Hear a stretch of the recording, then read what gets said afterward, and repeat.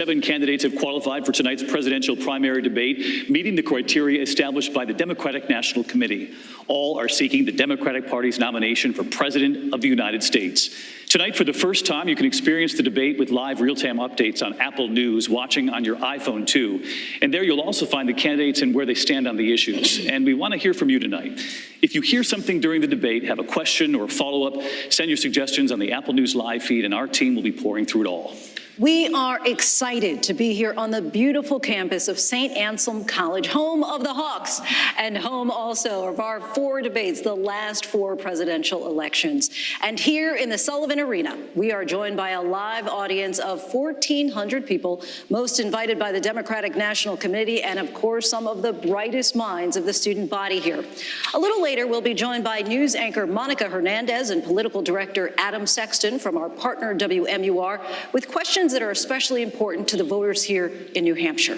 The podium placement is based on an average of the candidates' current standings in recent state and national polls, with the leading candidates in the center. So let's welcome the candidates for the Democratic nomination for president, starting with businessman Tom Steyer.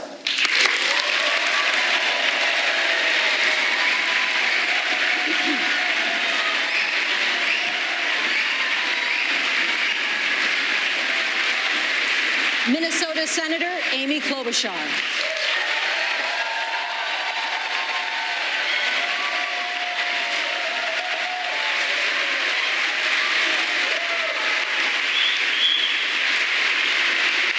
Massachusetts Senator Elizabeth Warren.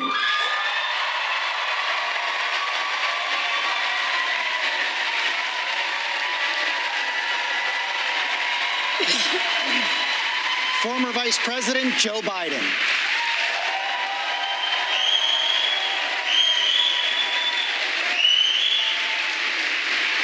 Vermont Senator Bernie Sanders.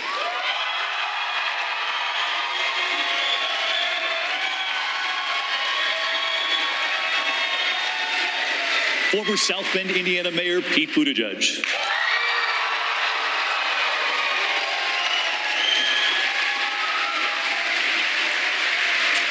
And businessman Andrew Yang.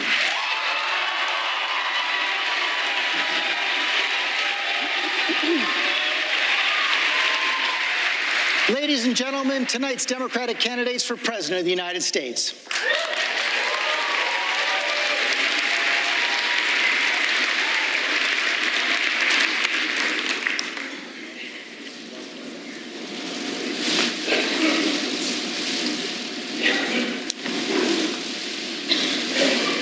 And as the candidates now make their way to the podium, the rules of this debate are very basic. They've been established in advance. Candidates will in fact have 1 minute, 15 seconds to answer a direct question and 45 seconds for a rebuttal or a response as directed by one of the moderators. Candidates will each see green and yellow lights indicating how much time they have remaining, and when time is up, the light will turn red. So here now, the New Hampshire Democratic debate. Candidates, welcome. Vice President Biden, the first question is for you.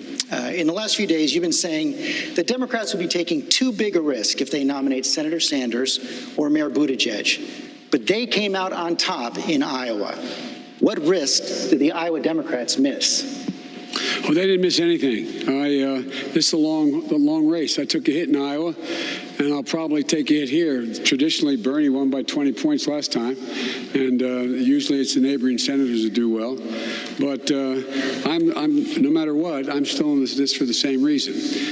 We have to restore the soul of this country, bring back the middle class, and make sure we bring people together. And so it's a simple proposition. It doesn't matter whether it's this one or the next. I've always viewed the first 4 encounters, 2 primaries and 2 caucuses, as the starting point. And so that's how I view it. But why are Senator Sanders and Mayor Buttigieg too big a risk for Democrats? Well, you know that with regard to Senator Sanders, the president wants very much to stick a label on every candidate. We're going to not only have to win this time, we have to bring along the United States Senate. And Bernie's labeled himself, not me, a Democratic socialist. I think that's the label that the president's going to lay on everyone running with Bernie if he's a nominee. And Mayor Buttigieg is a great guy and a real patriot. He's a mayor of a small city who has done some good things, but has not demonstrated he has the ability to, and we'll soon find out, to get a broad scope of support across the spectrum, including African Americans and Latinos. Senator Sanders, let me give you the chance to respond first. President Trump certainly thinks this label socialism will work. At the State of the Union, he said socialism destroys nations. He's never going to let socialism destroy American health care. And before the Super Bowl, he joked with Sean Hannity about your honeymoon in Moscow. Those hits are going to keep coming if you're the nominee. Why shouldn't Democrats be worried? Because Donald Trump lies all the time.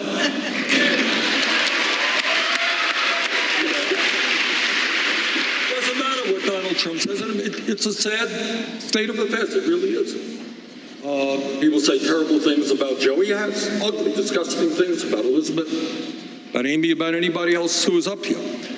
But I think, George, that at the end of the day, the way we defeat Donald Trump, and everybody up here, by the way, is united. No matter who wins this damn thing, we're all going to stand together to defeat Donald Trump.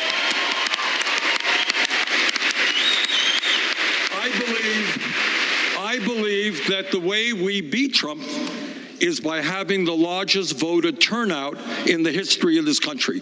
And that is appealing to working class people who have given up on the political process because they don't believe that anybody is hearing their pain, perceiving their pain, feeling their pain. And we got to bring young people into the political process. I'm very proud that in Iowa, we won the popular vote by 6,000 votes. What was most significant is we increased voter turnout for young people under 29 by over 30%. We do that nationally, we're going to defeat Donald Trump. Let me follow up there, and then we'll move on. But back in Iowa, the turnout this year was about the same as it was in 2016, far below what it was in 2008 when President Obama won. That's true, and that's a disappointment, and I think all of us probably could have done a better job in bringing out our supporters. But if there is a good spot, a good aspect about that campaign is that young people came out in higher numbers than they did during Obama's historic 2008 campaign. And if that happens nationally, we're going to win and defeat Trump. Before I move on to Mayor Buttigieg, let me just ask, is anyone else on the stage concerned about having a Democratic socialist at the top of the Democratic ticket? I'm not. Senator Klobuchar? Bernie and I work together all the time, but I think we are not going to be able to outdivide the divider-in-chief. And I think we need someone to head up this ticket that actually brings people with her instead of shutting them out. And when I look at a state like New Hampshire, that had a very, very close election last time in 2016, I see a state that, yes, has a high voter turnout of fired-up Democrats, just like my state, which, by the way, Bernie, when I led the ticket, had the highest voter turnout of any state in the country. But I add to that being able to bring in independents like you have in this state, as well as moderate Republicans, because there are so many of them out there that are looking for a candidate. And truthfully, Donald Trump's worst nightmare is a candidate that will bring people in from the middle, the people that are tired of the noise and the nonsense, and they are tired of the tweets and the mean stuff, and they are looking for someone else. And I would submit that that is me. Mr. Steyer, is socialism your problem? I don't think there's any question, George, that after this week, there's a real threat that Donald Trump can get reelected. And I don't think there's any question but that the only way that we're going to beat him actually is the way that Bernie Sanders said, which is to get turnout across the spectrum of Democratic voters. And that means we're going to have to appeal across the spectrum, moderates, progressives, and every group. So unless you can appeal to the diverse parts of the Democratic Party, including specifically the black community, including specifically Latinos, if you can't do that, then we can't beat Donald Trump Trump in November, and we can't choose a candidate who can't do that. And I am doing that right now with 24% of blacks down in South Carolina, with high numbers in Nevada. That's what it's going to take, is turnout, but turnout across the spectrum of Democratic voters, someone who can pull, as Amy said, everything together in every single way we're divided. Andrew Yang, then Senator Warren, then Mayor Buttigieg. First, let me say, America, it's great to be back on the debate stage. Thank you.